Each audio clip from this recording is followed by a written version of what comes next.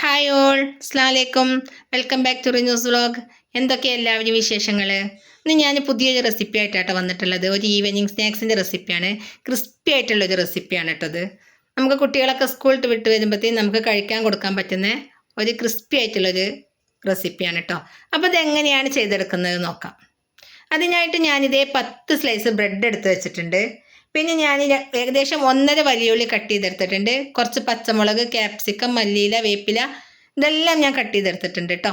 ഇനി ഇതേ ഞാനൊരു ബൗളെടുത്ത് അതിലേക്ക് നമ്മൾ ആ മാറ്റി വെച്ച ബ്രെഡ് ചെറിയ ചെറിയ പീസുകളാക്കി കട്ട് ചെയ്തെടുക്കുകയാണ്.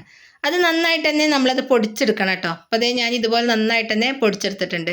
ഇനി ഞാൻ അതിലേക്ക് ആ അരിഞ്ഞ് വെച്ചിട്ടുണ്ടായിരുന്ന വലിയ ഉള്ളിയും വേപ്പിലയും മല്ലിച്ചപ്പും ക്യാപ്സിക്കും പച്ചമുളകും എല്ലാം ഞാൻ അതിലേക്ക് ഇട്ട് കൊടുക്കുകയാണ് കേട്ടോ.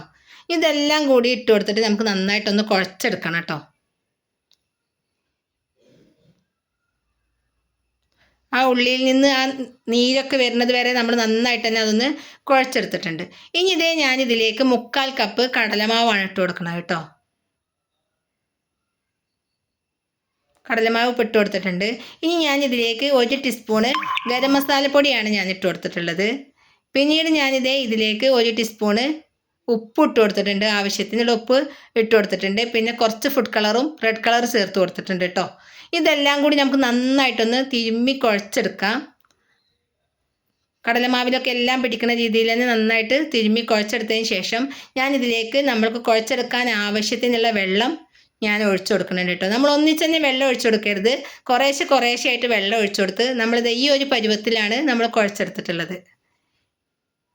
നമ്മൾക്ക് ഉള്ളിവടക്കൊക്കെ കുഴക്കണ അതേ ഒരു രീതിയിൽ അത്ര വെള്ളമില്ലാണ്ട് കുഴച്ചെടുത്തിട്ടുണ്ട് കേട്ടോ. ഇനി അത് റെസ്റ്റ് ചെയ്യാൻ വെക്കാം. പിന്നെ അതേ ഞാനൊരു ഗ്യാസ് സ്റ്റോപ്പിലേക്ക് ഒരു പാന് വെച്ചിട്ട് അതിലേക്ക് ഞാൻ ഓയിലാണ് കേട്ടോ ഒഴിച്ചെടുത്തിട്ടുള്ളത്. ഇനി അതൊന്ന് ചൂടായി വരട്ടെ. അപ്പോൾ അതേ ഏകദേശം ഓയിൽ നന്നായിട്ട് തന്നെ ചൂടായി വന്നിട്ടുണ്ട് കേട്ടോ. ഇത് നമുക്ക് സൺഫ്ലവർ ഓയിലും വെളിച്ചെണ്ണയിലും ഒക്കെ പൊരിച്ചെടുക്കാം കേട്ടോ. ഞാൻ ഓയിലാണ് പൊരിച്ചെടുത്തിട്ടുള്ളത്. ഇനി നമുക്കതിലേക്ക് കുറേശ്ശെ നുള്ളിയിട്ട് ഇതിട്ട് കൊടുക്കാം. നമ്മൾ ഉള്ളിവടയൊക്കെ നുള്ളി എടുക്കുന്ന രീതിയിലുള്ള അതുപോലെ നമുക്കിത് ഇതിലേക്ക് ഇട്ട് കൊടുക്കാം കേട്ടോ.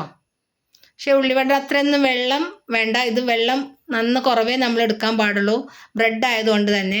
അതുപോലെ തന്നെ നമ്മൾ എണ്ണ ചൂടാകുമ്പോൾ നന്നായിട്ട് തീ കൂട്ടി വെച്ച് പിന്നെ നമ്മൾ ഒരു മീഡിയം സൈസിൽ വെക്കണം. കുറഞ്ഞും പോവരുത്, കൂടുതലായി പോവുകയും ചെയ്യരുത്.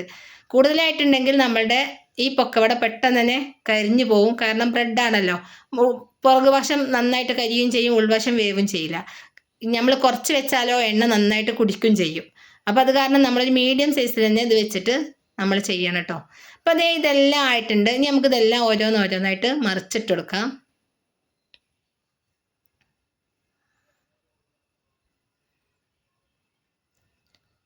ഇത് കാണാൻ തന്നെ നല്ലൊരു ഭംഗിയാണ്, നമുക്ക് കഴിക്കാനും നല്ല ടേസ്റ്റാണ്, നല്ല ക്രിസ്പിയാണ്. നമ്മൾ ബ്രെഡാണെങ്കിലും അങ്ങനെ ഒരുപോലെ എണ്ണയൊന്നും ഒരുപാട് കുടിച്ചെടുക്കാണ്ട് നല്ല ക്രിസ്പി ആയിട്ട് തന്നെ കിട്ടുന്ന ഒരു റെസിപ്പിയാണ് കേട്ടോ. അപ്പോൾ അതേ ഇതെല്ലാം മൂത്ത് വന്നിട്ടുണ്ട്. ഇനി നമുക്കതെല്ലാം കോരിയിട്ട് എടുക്കാം.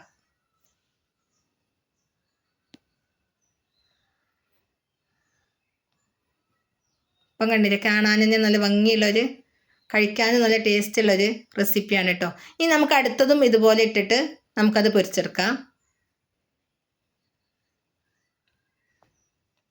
അപ്പം അതേ ഞാൻ അതെല്ലാം അതുപോലെ പൊരിച്ചെടുത്തിട്ടുണ്ട്. കണ്ടില്ലേ, കാണാൻ നല്ല പെർഫെക്റ്റ് ആയിട്ടുള്ളൊരു സ്നാക്സാണ് കേട്ടോ. കുട്ടികൾക്കും വിരുന്നുകാർക്കൊക്കെ കൊടുക്കാൻ പറ്റുന്ന ഒരു ഈവനിങ് സ്നാക്സാണ്. കഴിക്കാനും നല്ല ടേസ്റ്റാണ്. അപ്പോൾ ഇത്രയേ ഉള്ളൂ എൻ്റെ വീഡിയോ. അപ്പോൾ എന്നെ സബ് ചെയ്യാത്തവരൊക്കെ ഒന്ന് സബ് ചെയ്യണേ, ലൈക്ക് ചെയ്യണേ. Thank you for watching.